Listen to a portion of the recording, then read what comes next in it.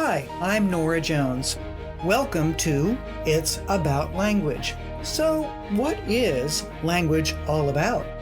Well, it's about learning and sharing, opening doors in education, work, and life. Language is about creating communities and creating boundaries. It's all about the mystery of what makes us human. So, our conversations will explore that mystery and the impact of what makes us human.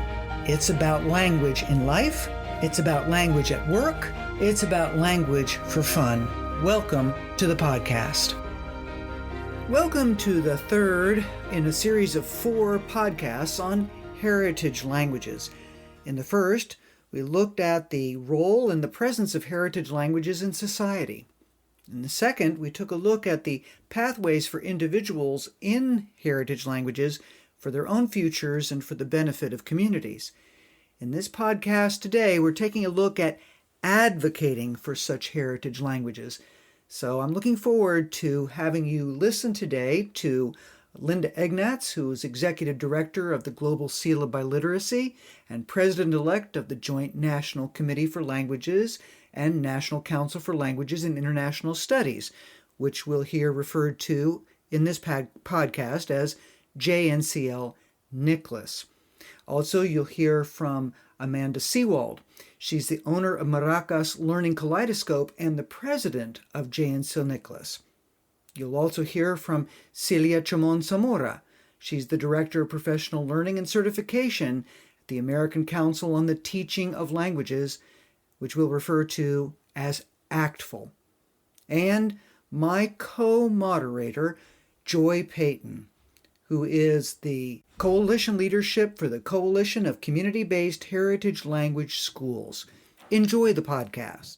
We are very excited about having you here today, everyone. So today we're talking again about advocating for heritage languages. So first of all, what I'd like to know is why advocacy and why heritage languages and heritage language schools? Why advocate? What's the point? Who would like to start? I'm just going to start with regard to advocacy, since it's basically what I eat, sleep, and breathe. Advocacy is really, first of all, it has to start exactly where we are, wherever we are. Whatever roles that we're playing, we need to make sure that we are advocates for the value of multilingualism and the value of language as an indicator of identity and culture and as a connector. And so I want to just start by saying that. But when we look at community-based heritage language schools and we look at heritage languages in general, I think advocacy is our responsibility, as it is a right that is often not recognized or has not often been recognized well through the public schools for heritage learners for way too long. And so it is an opportunity for us to advocate, and what I mean by that is to use our voices in the right places with the right people to express what is necessary to uplift and to provide opportunities for voices to be heard. Thank you, Amanda. Joy?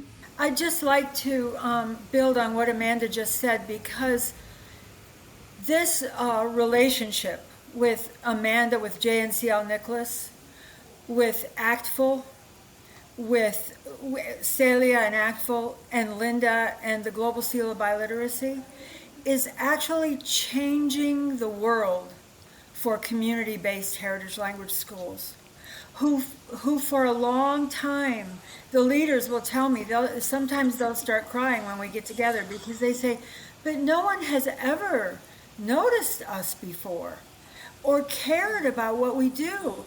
And we started to bring the schools together, which is one thing, to unite the thousands of community-based heritage language schools that are teaching hundreds of languages in this country. And we don't even know about all of those schools, and we don't even know all the languages that are being taught, and we're not connected with them all.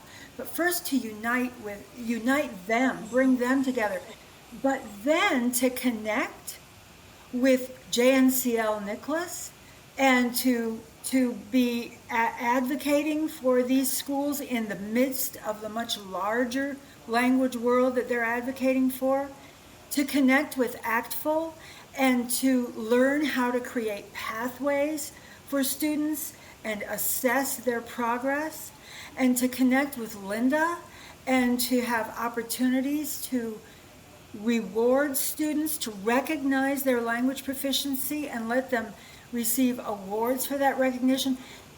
This is absolutely huge for us. Thank you, Joy.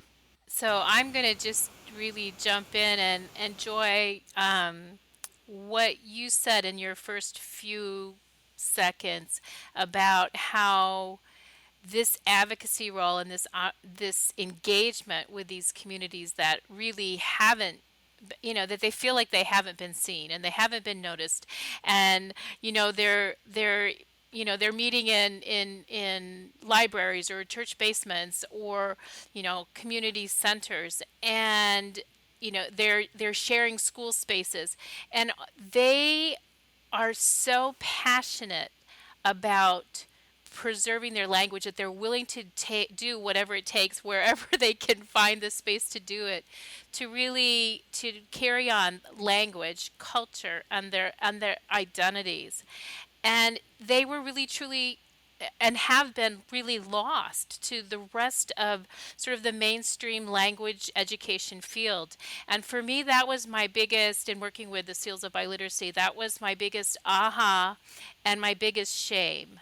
Because I felt like there are not hundreds, there are hundreds of thousands of students around the United States learning languages. I think we have over 450,000 Native American speakers in the United States. I mean, we have numbers of immigrant populations. Some of them are, not first generation, they're second or third generation that are still preserving, the importance of that identity. And as an advocate, we grow and we connect better with the rest of the world as global citizens, but we can't just recognize, the Spanish, French, German, and Chinese that might be offered in the typical school. These other languages need a platform, and we need to be able to provide them not just with that platform, but their voices. And we need to do that in ways that provide them with, for example, the programs with JNCL, with the Seals of Biliteracy, with these sort of outcome recognition pieces that provide efficacy to what they're doing, because they've been told that what they're doing isn't necessarily important or doesn't matter or doesn't count as, transcript credit for college. And so the efforts that we're taking in this conversation, that we're making as organizations, can change that and create opportunity, but also really sustain things that we don't want to be lost, because that's the biggest regret from members of in these communities that have said, I wish I would have. And we're going to make sure that that line sort of disappears from that vernacular. Thank you. Celia, in your role at ACTFL, what is this opening of your companions here, what comes to your heart and mind? Well, apart from just admiration and just excitement as to all of the collaboration that's going to come out of this, I myself am a heritage speaker. I was born in Venezuela. I moved to Miami, Florida when I was 6 years old. Miami, Florida is about 90% heritage speakers. So I lived the experience of being a heritage speaker placed in a Spanish 1 classroom where I was just trying to learn how to function with my language. And all I got were, here, learn how to do the alphabet, because that's all we really have available for you. And being put in an AP Spanish class after the first year and saying, well, go for it. And now what do you do with the language? Eventually, when I became a language teacher, I realized that I didn't know anything to teach Spanish. I didn't know what a pluperfect subjunctive in the third person was. I could use it, but I didn't know what it was. And I really felt at odds because I wanted to continue my language and teaching, but I had no resources. So for me, advocacy was really looking at my husband, my family, my friends, my community, my students, and saying, what can I do to help you? And that led me to create, even before I knew what the term heritage speaker was, in early 2000s, I created my first heritage speaker class.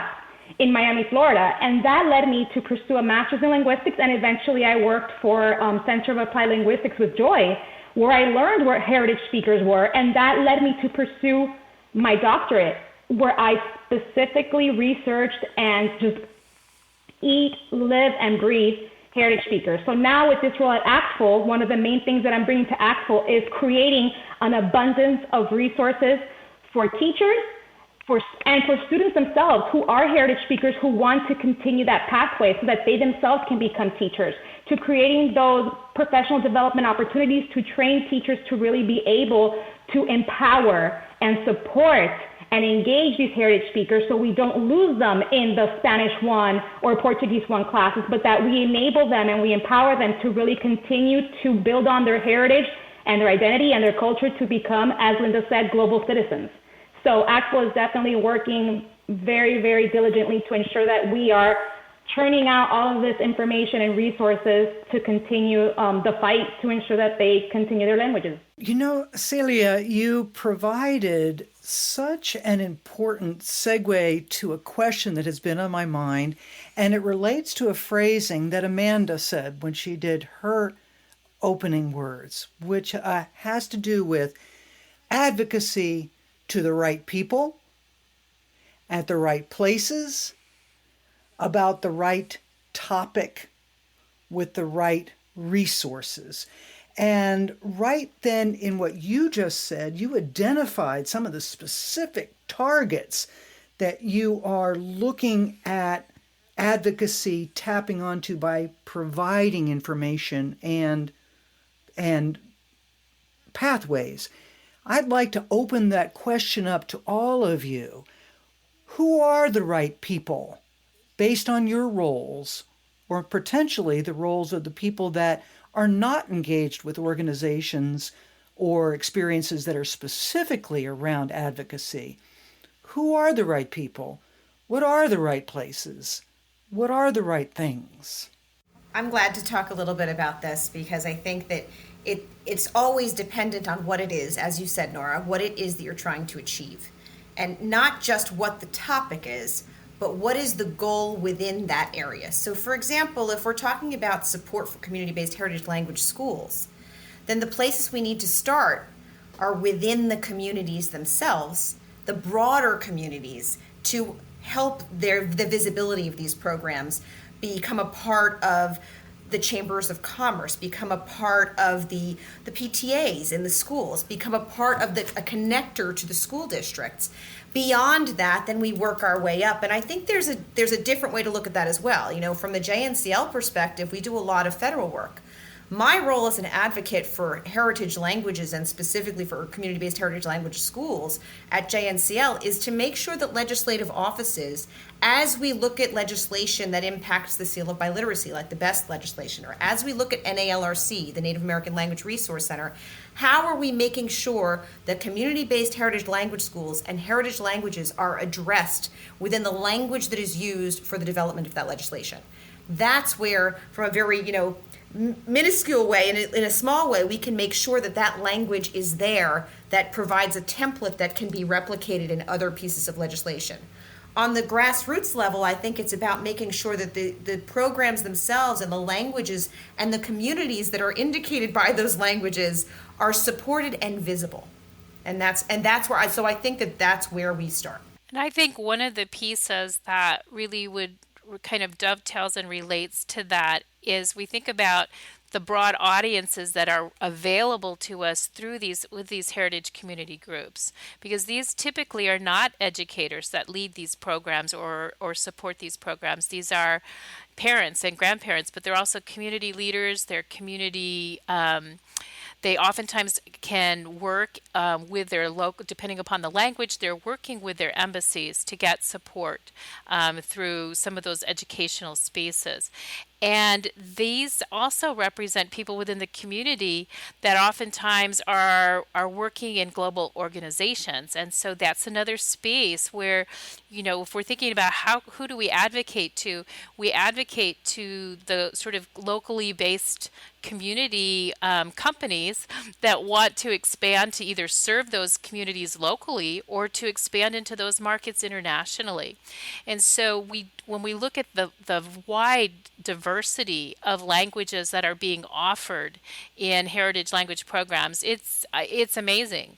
And we want to be, and one of the things that's been difficult for these groups to do is to connect the importance of language and culture and identity with those perhaps earlier language learning programs with the importance and the how they are able to then leverage those languages that they offer as a language adult. And so oftentimes these programs lose students when they get into that middle school and high school realm, as opposed to hold on to them and really create or provide them with the language credentials that equip them for lots of job and employment opportunities and a way to really use their language in a meaningful way as an adult.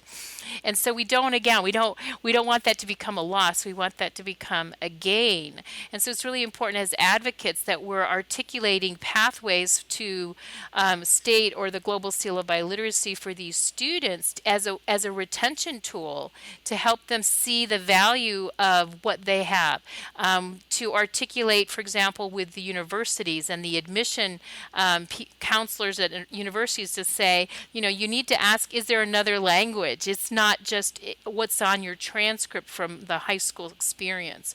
And so those are, some ways in terms of others that we can involve in the conversation that are stakeholders. They're community stakeholders, they're academic stakeholders, they're policy stakeholders like Amanda was talking about, but more importantly, within the local community, these are business owners who could really benefit by identifying those with language skills within their own workspace or their own neighborhoods to serve each other and to expand their businesses. Thank you, Linda, and thank you, Amanda. Celia. Definitely the business owners I was about to say are very, very important, because apart from even just having the language proficiency, that cultural piece that really comes from living your heritage language is something that cannot be beat, especially thinking of hospitality. When you have visitors from all across the globe, and then of course you have the different language varieties and just those nuances that you can't really grasp in the classroom setting, heritage language heritage language learners can really leverage those nuances and those pragmatic components of the conversation to really ensure quality experience for whatever the business owner or hospitality is.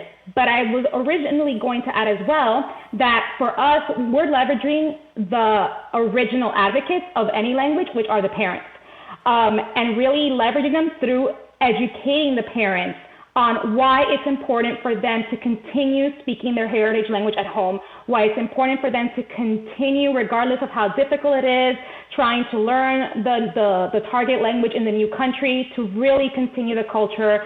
And a lot of times they just don't know, and they don't know how important it is for them to be the original input at that household. When my son was born in Washington, D.C., no longer Miami, he had a speech delay at around 2.5 years old. He had not started talking. And we took him to the pediatrician to start asking him what was going on. And she told me, well, you're speaking to him in Spanish at home. You need to stop. You're confusing him. Only talk to him in one language. And the next day, I switched pediatricians. But that's because I had the privilege of being a linguist, because I know better. But how many parents don't know? And of course, if I was not a linguist, I would do anything that my pediatrician would tell me to do for the sake of my son. If I thought that my language was harming my child, of course I would stop. So how many parents are being told very incorrect information, not out of malice, but out of ignorance? So we really need to go out there and inform and teach parents to advocate, to continue their heritage language, and to be proud of that, so that those learners can eventually grow up to be the next generation of speakers of that language. Yes, Joy. So to connect with that, another group with what Celia just said, Another group who we want to advocate to is teachers and administrators in public, private, and charter schools to say, here's some of the message. You consider these students to be English language learners. They also speak another language. They have another school profile. I tell many educators this. Do you know that this student has another school profile? This student goes to a Saturday school all day Saturday and is now so proficient in German that he can attend he's already passed the test to attend the university in Germany. That's how proficient. So they may be highly proficient in their language. They may be able to earn the Global Seal of Biliteracy and have that on their diploma as well as whatever else they're earning there.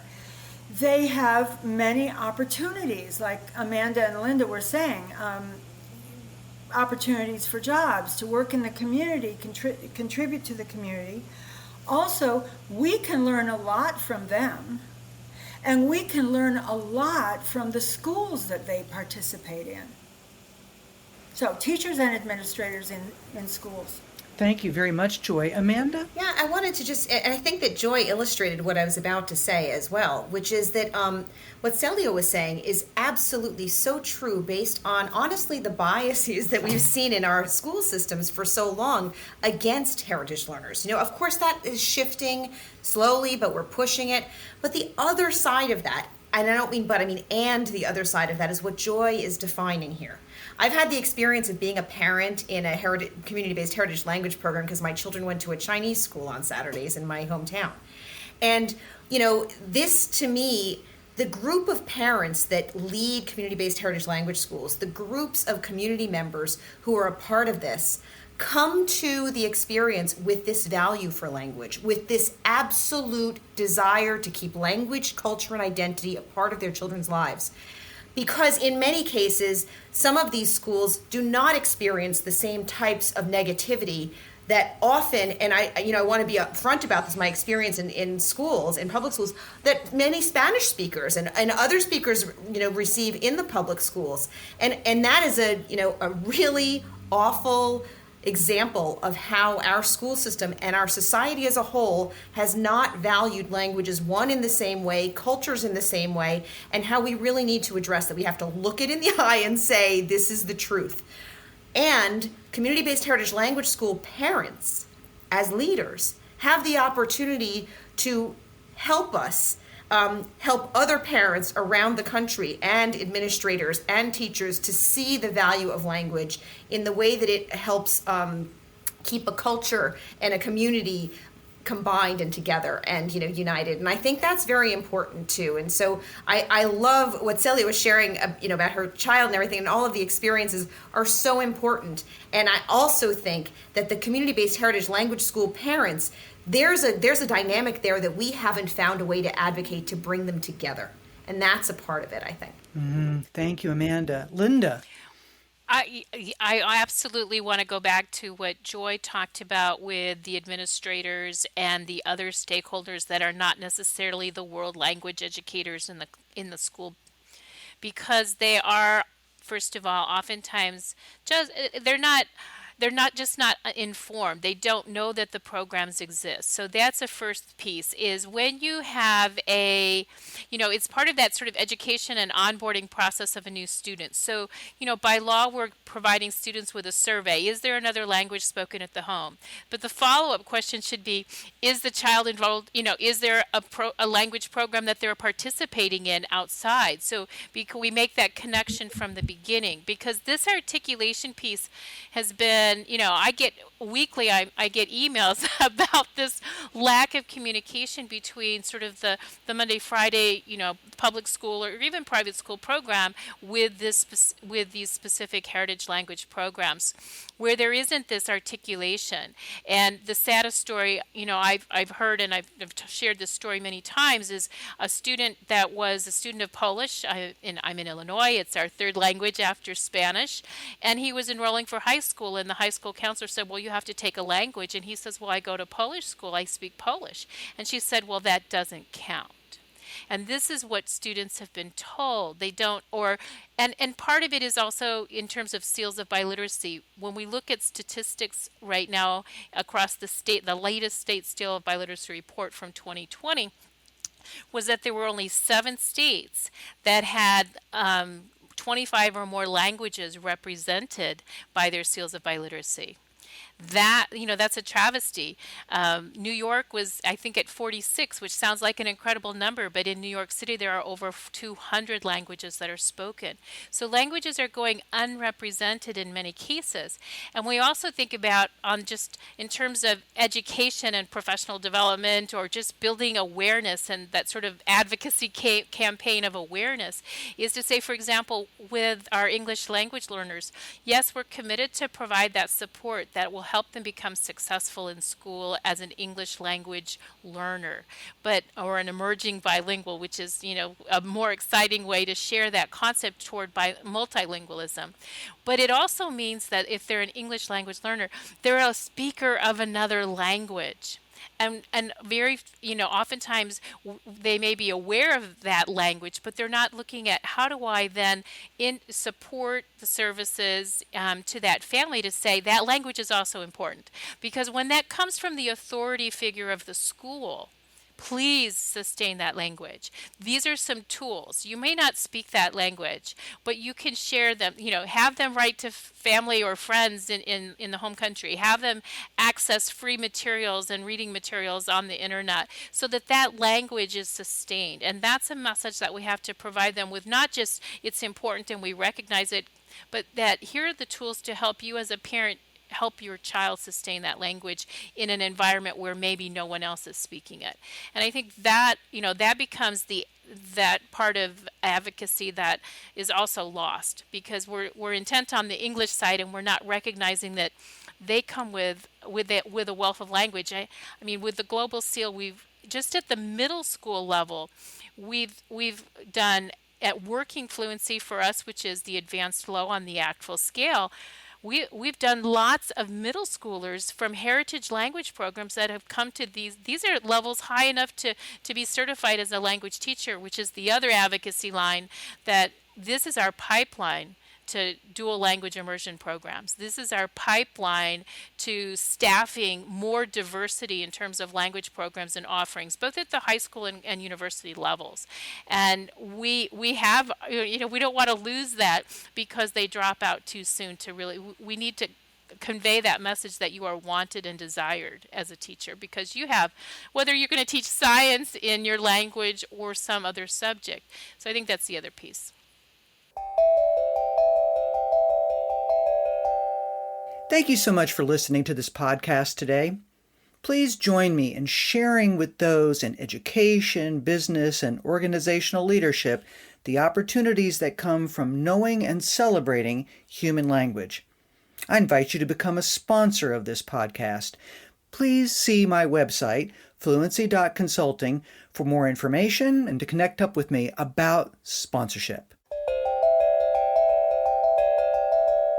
One of the things that has happened spontaneously here is each one of you in turn, at a specific juncture, has told a story about a real child or a real situation confronting the situation in which they found themselves, and sometimes to the growth and benefit, and sometimes to a disastrous, in my opinion, response of things like it doesn't matter. Okay. When we take a look at what are some success stories, what is it that you might say, especially for those, again, who are, you are engaged with some specific legal, basically, or at least legislative impetus and so forth. We could talk about that a little bit. For the moment, I want to say, when you go out and you tell a story that says, here's what the transformation is and here's why you should care, that advocacy from the heart that, among others, that Linda Markley talks about, for example, that we know touches people, what kinds of stories can people tell that says this is not a scary thing to advocate for, but a life-changing thing, a positive thing. How do you approach telling those stories in a way that can open up the spirit of those that might be considering this to be a distraction or a money user? So when I go into classrooms, especially of teachers that are starting to be trained to be heritage speaker teachers, that sometimes think, well, there's really no difference. Why should I even spend time looking at this? At the end of the day, language is language. I tell the story about my own husband, who was born in the United States as a second-generation Nicaraguan. In his Spanish classes, he would come with the way that his family spoke Spanish, which is slightly different than the modern standard Spanish that's taught in the textbook. And his teachers would say, that's not how you say that. That's wrong. You're wrong. And if that's what you have learned, who are you to say that my language is wrong? Who are you to say that my culture or what I've grown up saying is wrong?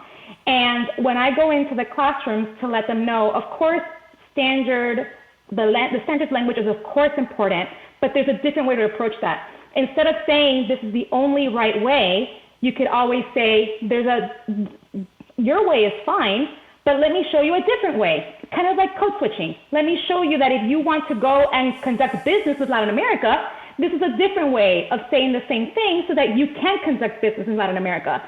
So I tell him that story, and I tell him how my husband refused to speak Spanish for many, many years. And then when I met him, I told him, well, this is a Spanish-only household, so you're going to have to learn. And instead of making him feel ashamed of his language, embarrassed of his language, I empowered him. And he would say something, and he would himself retract and say, I know that's wrong. I'm like, hey. The point is to communicate. It's okay. Keep going. And I wouldn't give him feedback, like explicit feedback like that, and I would just continue to empower him. And finally, one day, I saw him working. He's director of engineering for a hotel, and he's using Spanish with his direct reports, with his coworkers. He is a proficient Spanish speaker. And he told me one day, and this is the quote that I always end all of my workshops with, I always felt that I wasn't Nicaraguan enough and that I wasn't American enough. But then one day I realized that I'm neither or, I'm both. I'm Nicaraguan American and my Spanish is enough. And that is why us empowering our heritage language learners and teaching teachers and training staff and advocating for heritage language learners the correct way is so important, because we don't want to deter them from their language. We don't want to push them away. We want to welcome them in and tell them that they are important and that they can continue their language. Celia, you use that phrase, just rephrasing a tiny bit, I am enough as I am, as my language is, and I can be a variety, a combination of languages and culture, history. Thank you so much for telling that story. Who else? You were saying, Norah, about the question you asked was, also about how do we help people see that the advocacy for this goes beyond, it's worth it to advocate for this. And so I would say that there are two different ways to look at this. The first is from a legislative standpoint, and at JNCL Nicholas, and certainly this year through Language Advocacy Days, we focused on the concept of language at the intersection. At the intersection of all of the different types of things that we could do in our lives as professionals and personally, in diplomacy and economics, in any form of corporate environment or nonprofit. And we brought to the forefront the voices of different professionals and how language is used by them in each one of these scenarios. That information we have not done a good enough job of over the last, however many years we've all been advocating, of letting legislators see the impact of that. And so I believe that one of the things that we need to be doing is helping to illustrate the value of multilingualism in the real marketplace of life. Second thing that we need to do is to constantly be aware and make sure that we do the research to know who the people are with whom we are meeting.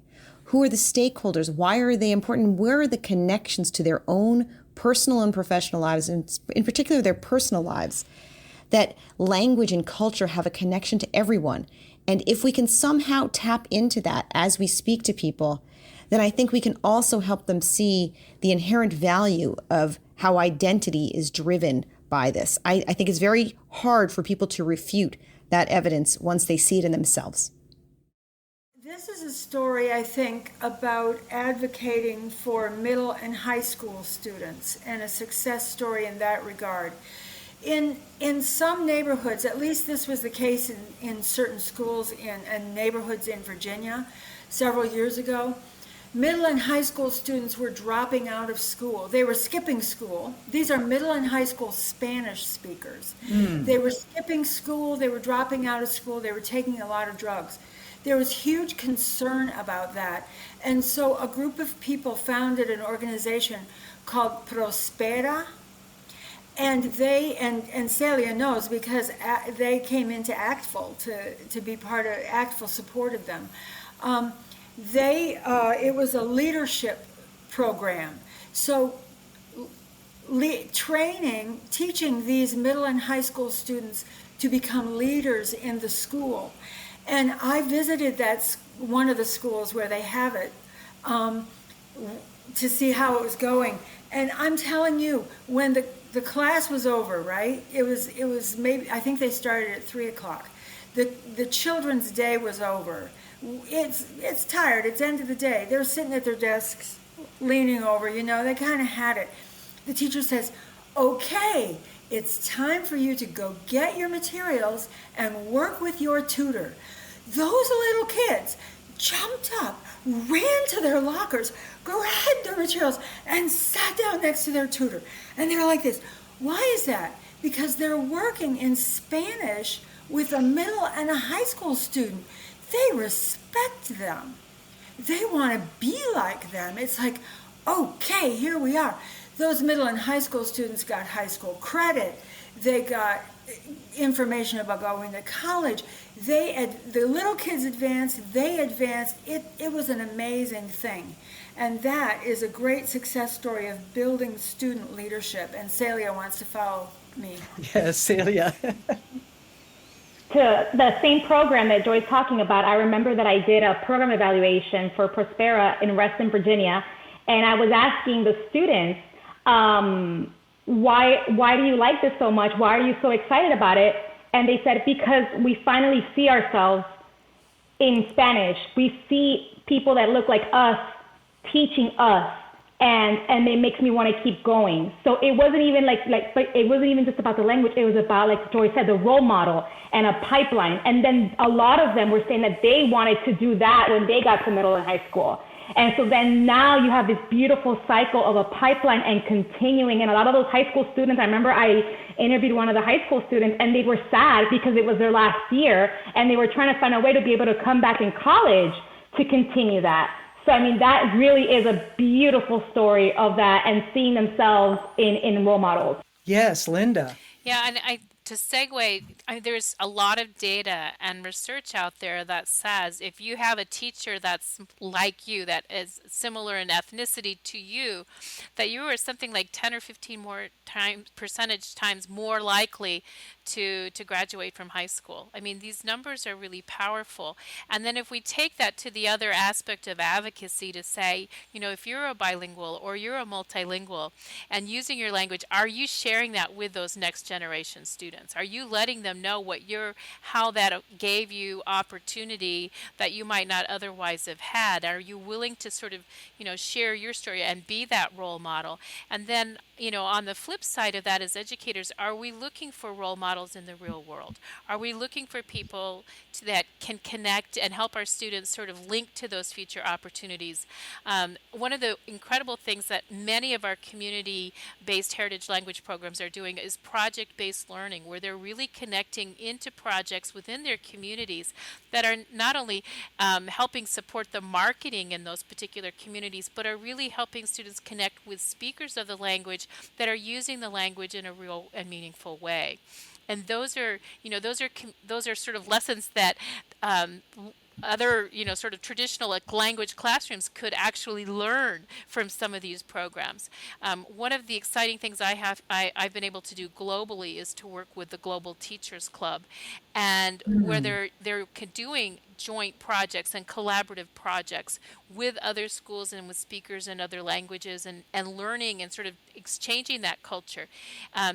There is some interesting opportunities that would be available for some of these articulations and collaborations to come together, because again, traditionally our biggest issue for these heritage languages is they're outside of the norm, or outside of the awareness of traditional academic programs.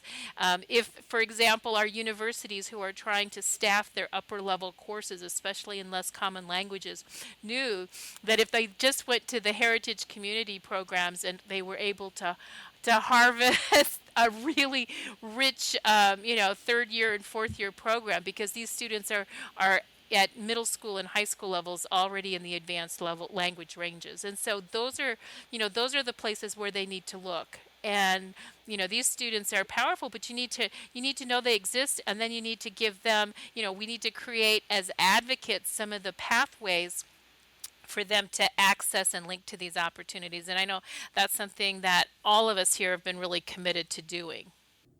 I would very much like to uplift and highlight what Linda just shared. In my work on a daily basis as a world language and dual language consultant, I have seen the power of making language really focused as a function of problem solving, and helping students, and having all of the work and the heart of the curriculum focused on global citizenship and sustainable development. As a Teach SDGs ambassador, I believe that we need to think about this in every way that we advocate for language education. The concept of curriculum and instruction cannot be divorced from the advocacy. It is so important that we focus on why we're teaching language. What are we teaching students to do? How are we building the problem solvers that truly language and communication can help us create? And I believe that that is a very important way for us to move language forward, and to move the idea of education forward as a whole. I'm going to turn now to each of you and say, in your roles, where you are, what you do, what is the next big thing that you really want to see happen? What is the next thing that you, in your leadership area, are trying to push for, to make sure happens, because you know what the breakthrough can be for heritage language learners, heritage language use, heritage language schools, however you would like to define it?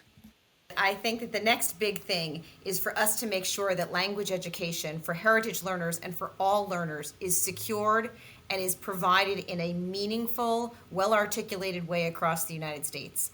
And in order to do that, we need legislation that puts multilingualism at the forefront, which is why I'm so excited about the World LEAP, the World Language Education Assistance Program legislation that Jayen Seal-Nicholas is currently working on and plans to be presenting to offices that have expressed interest in it. If we are successful in finding leadership to present the World LEAP legislation, it would be the first time in over 10 years that there would be a K-12 component to world language and dual language learning held in the Department of Education, where it belongs.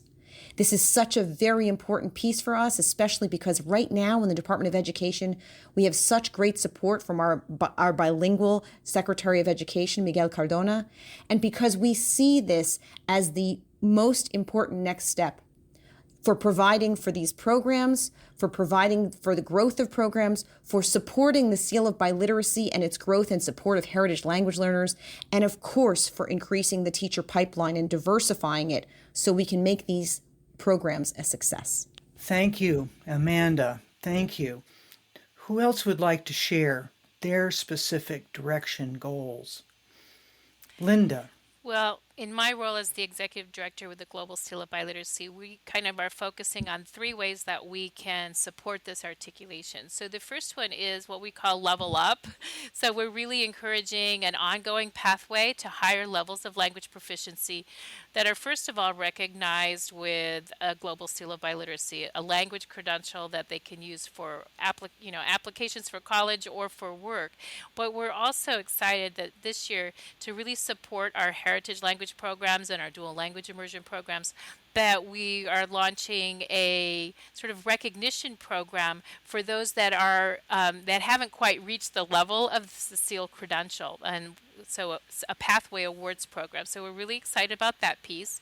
The second piece is our goal would be then to sort of help students leverage their bilingualism, and that's really what we've been talking about with this articulation.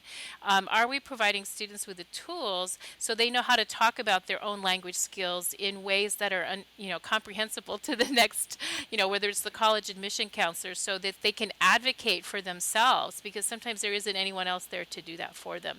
And last, I think as advocates, and this refers back to the LEAP legislation that Amanda was just talking about, is how are we linking them to opportunities? So opportunities for the Seal of Biliteracy through providing funding for testing, for example, for the Seal of Biliteracy in these less common languages. Are we providing them the links to colleges? Are we letting colleges know where these programs are and what these students are able to do? So how are we linking them to their next steps? Because if they see the outcome and they know that that's a powerful motivator, and really sort of engages that intrinsic interest in pursuing my language to a higher level of skill. Thank you so much, Linda. Celia. So at Act 4, we're very excited in enacting a lot of great new kind of initiatives for heritage language speakers as well as heritage language teachers. So one of the things that we're doing is we're creating resources for teachers to advocate for, develop, and implement new heritage language courses and heritage language track at their schools. And this really starts through the administration, so even helping just to create templates to send home to parents and to administrators as to why it's really important to create these programs in all different languages. Another thing that we're doing is we're conducting a lot of outreach and support to provide professional development and resources to community schools, because these are extremely important. And as Joy has previously alluded to, sometimes they felt like they weren't necessarily acknowledged or looked at. So by being able to actively target them and meet them where they are and say, what do you need from us? How can we assist you? How can we help get you and the speakers to the next level is something, because of course their needs are going to be very different than the needs of a typical school, a regular Monday through Friday school. And of course, one of the other things that we're doing is creating and developing a very secure teacher pipeline by going into minority serving institutions, community colleges, and even those community schools to ensure that we are targeting and really recruiting those speakers to then continue to become heritage speakers, to really leverage, why are you in this? What was so important for you? Why was it so important for you to continue this? And wouldn't you like to see more people like you advocating for the continuation of your language and identity, to then be able to have them become the next generation teachers? All right. Thank you, Joy. Thank you so much, Celia. How about you, Joy? Yeah, wow, very powerful stuff. Well, one thing that I think is a really important next step is to that excellent efforts and opportunities will be recognized and documented. Now, each of the people here, Celia with ACTFL, Linda with Global Seal, and Amanda with JNCL Nicholas are doing that, are working. It's interesting in rich, complex, different ways to ensure that efforts and opportunities are recognized and documented. I just want to mention one other, and it's America's Languages Alliance. And Dick Brecht spoke in the first podcast, and he's leading that effort. But the desire is to document excellent schools that provide access for people who don't always have access to language learning opportunities. So that includes community-based schools. It includes Native American schools.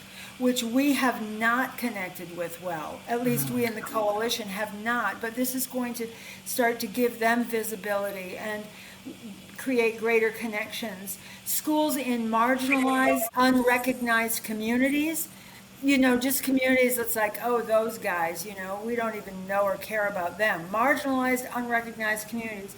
And schools teaching all languages. I'm just so hoping that we can find out what schools are teaching all of the languages that are being taught in the U.S. These are just such exciting opportunities and growth. And I could just hearing it from each of you is just brings about a sense of the joy on behalf of the individuals, their families, their communities, their schools, the businesses and organizations that need talented people, and certainly the interconnected global world. So deeply appreciate your sharing each of these specific insights as well as all of the amazing, both passion and history and the kinds of stories that can be shared and evoke others. Speaking of stories, I'm going to do one more thing before we end today. I'm going to ask each of you to think to yourself, I have one more opportunity to say something to the listeners of this podcast. One more thing that I just can't let these listeners leave today without hearing from me. It could be a repetition of what you have already said. It could be an opportunity to share something new. But in each case, what do you not want to leave today without having people hear you say? Who'd like to go first? I would just say that language advocacy in general, is about collaboration and consistency and a commitment to building connections. It comes from all of us, and it is a function of each individual's journey. To best honor identity, to grow our society, and address the needs of our multicultural civilization, we need to start from where we are. And then we need to demonstrate the power of respect for each other by working to grow the view of multilingualism and language as a conduit for a peaceful and prosperous global past and future. And the only way to do that is together. The power of connection and collaboration, which is so incredibly visible to me here, that Linda, Global Seal, Celia Egnatz, Amanda, J&C-L. Nicholas, are here together. Well, the coalition, we're here too, talking together and saying, I wrote down while you all were talking a whole long list of things that we can do together moving into the future. But we really need to work together. Sometimes we're too busy to work together. It's like, I can't handle another person. We're too busy to work together, but that's really how we're going to move forward. And this is such a fabulous opportunity. And when we did the podcast, it's the next podcast on international collaborations, there again, there are people in how many other countries that are running language programs and heritage language programs, community-based programs, that we could all learn from each other and work together. So the power of connection and collaboration, and I just want to thank you all for your connection and collaboration. Thank you, Joy. Who next? Well, I will be happy to go next. Final words. Thank you, Linda. I first of all, it's really hard to ask for anything final from me, but I think if we go back to the big picture here is like, how do we as individuals make a difference? Well, the first thing we do as individuals is we value the identity that language brings and that rich cultural perspective that's needed as we begin to sort of in this sort of divisive world that we live in, that language really can bring us together, that we can, make the table longer and more, where there's more places at the table, that sort of metaphor for, joining together and really collectively using our language skills to build a better world. So I think that's a big space. But at the practical level, what can we do? Is we can advocate. We can talk to whether it's our local administrators at schools, to make sure that the articulation and the language recognition is inclusive of languages that are spoken by the ELs in our buildings, as well as those who may have grown up but are, secretly, no one knows, is attending a Saturday school for a heritage language. So we really, first of all, at the local level, we want to identify those. And then we take that nationally to that big picture. And we want to talk to our legislators, and whether they're your representatives or your senators, and it doesn't matter on what side of the aisle they are on, language impacts all of us, and that we advocate for that new LEAP legislation, because we do. Language is going to allow not our students and our country to not just leap forward, but to really provide incredible opportunities that these students, heritage languages are a natal gift, and we want to sustain those. And we're going to be able to do that if we can put, these little pieces at the local level as well as these national pieces into place. Thank you so much, Linda. Celia? I'd just like to end by saying that when a language dies, the culture and the history and the stories die. So in order for us to really ensure that we continue this path forward, being able to really refer to the past and refer to the cultural impact, we need to really invest in our languages. So it's a matter of empowering our learners to continue and embracing their identity, embracing their diversity, embracing the variety, and just always remember that language connects. Language doesn't divide, language connects. What a beautiful and articulate summation. I just am so grateful to the four of you today for expressing the heart of heritage language on the way to speaking of for the voice for heritage languages.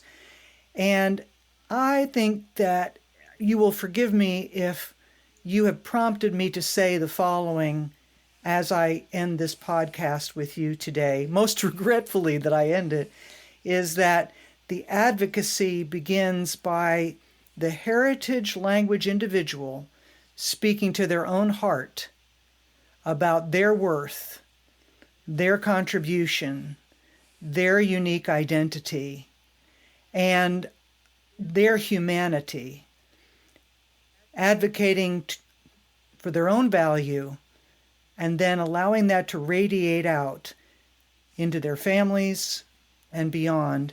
Thank you, Celia, Linda, Joy, and Amanda, for providing so many beautiful pathways and understandings of what advocacy can do for this very important aspect of our common humanity. Appreciate every single one of you being here today. Thanks so much for listening to this podcast. Next week, we'll have the fourth of the series of 4 podcasts on heritage languages, this time focused on international collaborations.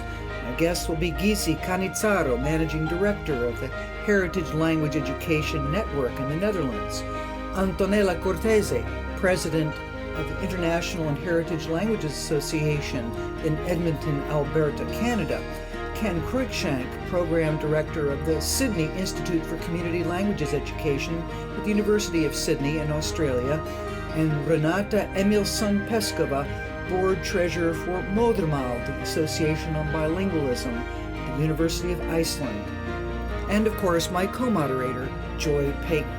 Look forward to welcoming you, and in the meantime, please check out all the podcasts and information on these guests and previous guests at my website, fluency.consulting.